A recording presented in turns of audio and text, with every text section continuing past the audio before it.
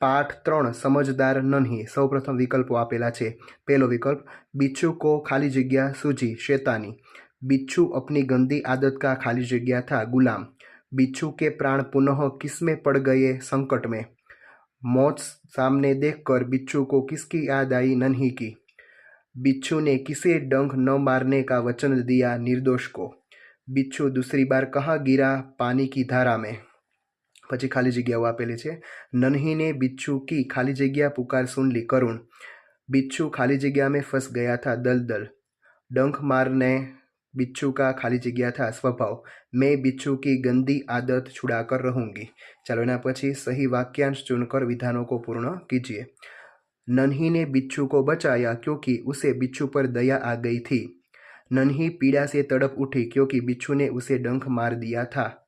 नन्ही को माँ के पास पहुंचने में देर हो गई क्योंकि वह बिच्छू को बचाने में लग गई थी। बिच्छू शर्म से पानी पानी हो गया क्योंकि उसे दूसरी बार बचाने वाली नन्ही को वह डंक मारने जा रहा था। पछी प्रश्न उत्तर लिखिए। नन्ही कौन थी? नन्ही एक बतख थी। बिच्छू ने नन्ही से क्या प्रार्थना की? बिच्छू ने नन्ही से प्रार्थना की कि बहन मुझे बचा लो। नन्ही ने माँ के सामने क्या निश्चय किया? नन्ही ने माँ के सामने निश्चय किया कि मैं बिच्छू की गंदी आदत छुड़ा कर रहूंगी। नन्ही ने क्या सोचकर बिच्छू को दोबारा जीवन दिया? नन्ही को लगा कि शायद अब उसके डंक मारने की आदत छोड़ दी होगी। बुरे व्यक्ति को हम सही रास्ते पर कैसे ला सकते हैं? बुरे व्यक्ति के साथ बार बार भलाई करके हम उसे सही रास्ते पर ला सकते हैं। समझदार नन्ही कहानी में हमें क्या सीख मिलती है? हमें सीख मिलती है कि धीरज और प्रेम से हमें बुरे व्यक्ति को भी सही राह पर ला सकते हैं। चलो एना पछी निम्नलिखित वाक्य किससे कहा? माँ मैं उसकी गंदी आदत छुड़ा कर रहूंगी, नन्ही ने अपनी माँ से कहा। क्या करूं, डंक मारना मेरा स्वभाव है, बिच्छू ने नन्ही से कहा।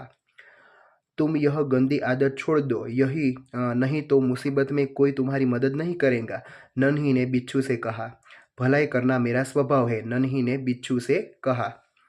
मैं वचन देता हूँ कि अब मैं किसी निर्दोष जीव को डंक नहीं मारूंगी, बिच्छू ने नन्ही से कहा। चलो एना पछी घटनाओं को उसके सही क्रम में लिखिए। अहीं अ, ब, क, ड अने ई घटना आपेली छे, एने आपणे सही क्रम में लखवानी छे। सौथी पहला आवशे ड, नन्ही ने बिच्छू को दलदल में फंसा हुआ देखा। पछी आवशे अ, नन्ही बिच्छू की आवाज सुनकर दौड़ती आ गई। पछी आवशे क, नन्ही ने बिच्छू को दलदल से सूखे स्थान पर रख दिया। पछी आवशे ई, बिच्छू ने नन्ही को डंक मार दिया। अने पछी आवशे ब, नन्ही अपनी माँ के पास चली गई। चलो एना पछी प्रश्नना जवाब। डंक मारने पर नन्ही ने बिच्छू से क्या कहा? नन्ही ने बिच्छू से कहा कि मैंने तो तुम्हारी जान बचाई थी, फिर भी तुमने मुझे डंक मारा। तुम ये गंदी आदत छोड़ दो, यदि तुम तुम्हारी गंदी आदत नहीं छोड़ोगे तो मुसीबत में तुम्हारी मदद कोई नहीं करेगा।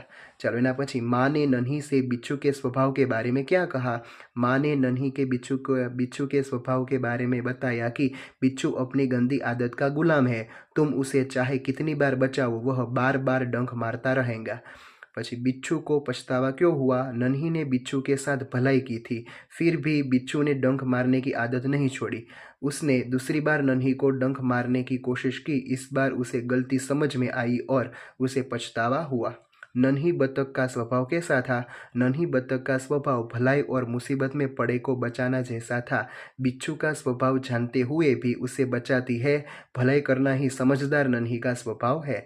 चलो एना पछी समानार्थी शब्दों। नदी एटले सरिता, स्थान एटले जगह, स्वभाव एटले प्रकृति, मुसीबत एटले संकट, प्रसन्न एटले खुश, थिरकना एटले नाचना।